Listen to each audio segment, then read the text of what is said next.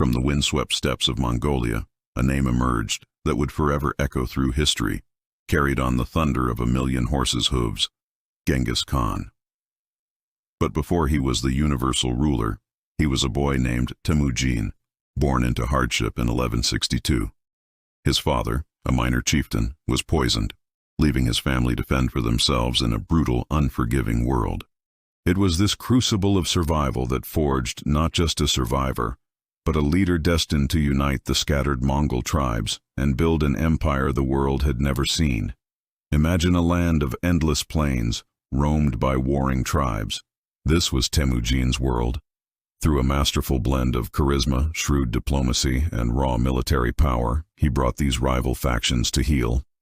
By 1206, the tribes had proclaimed him Genghis Khan. His vision was no longer just about survival. It was about domination.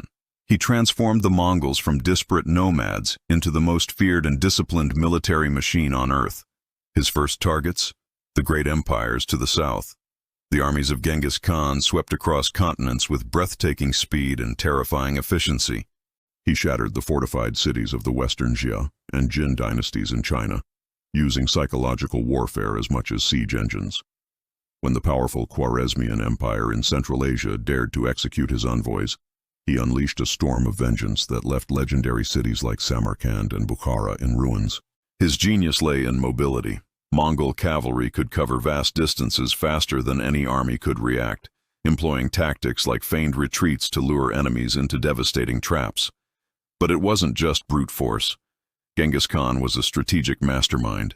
He organized his armies into decimal units, squads of 10, 100, 1,000, and 10,000, creating an incredibly flexible and disciplined force. He established a sophisticated network of spies and messengers, the Yam, which gave him an unparalleled intelligence advantage.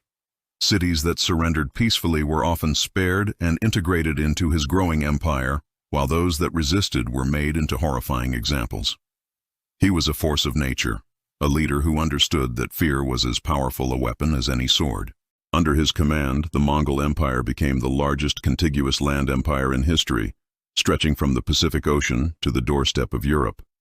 He was supported by brilliant generals like Jebi and Subutai, who executed his grand strategies with ruthless precision. Though his death in 1227 prevented him from completing all his conquests, his legacy was already cemented.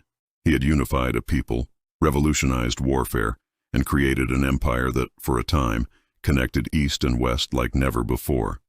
A terrifying conqueror, a brilliant strategist, a unifier of nations, Genghis